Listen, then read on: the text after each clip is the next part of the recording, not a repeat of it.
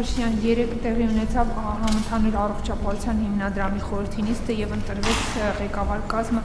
Կուզենայի լսել ձեր գնահատական առաջի կիսամյակի արդյունքների մասին, ոնց է գնահատում ընթացքը։ Ենթադրում եմ նաեւ քննարկվել է ապագայի ծրագիրը եւ կուզենայի իմանալ եկող տարվա մասով կառավարությունում կա պատկերացում, որոշում ինչպես է լինելու գինը, պահպանվելու են ներկայիս գները, դա տարեկան փաթեթը 129,600 ու ամսական 10,800-ը, ինչպես նաև պահպանվելու է արդյոք այդ սուբսիդավորման չափը, որ ներկայիս կա, եթե չի պահպանվելու, փոփոխվելու է, բարձրանալու է, ապա ինչպես, շնորհակալություն։ Ես այդպիսի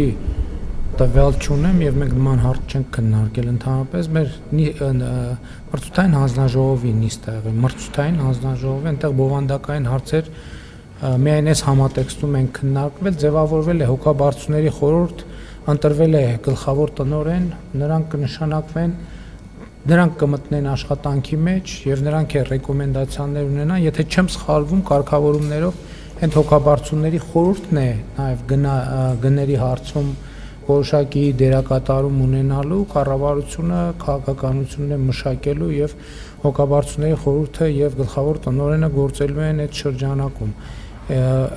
այս պահին մեր պլանը հետեւյալն է որ 2028 թվականին ամբողջ բնակչությունը պետք է ներառված լինի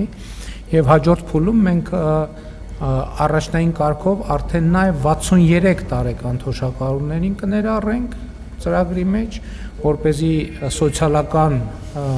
հատվածը կառավարության ամբողջացնենք, այն մնացած հատվածներով կմտածենք, իսկ այս պահի դրությամբ առողջության ապահովության համակարգի գործունեությունը գնահատում եմ լավ է գործել, իհեճուկս բոլոր այն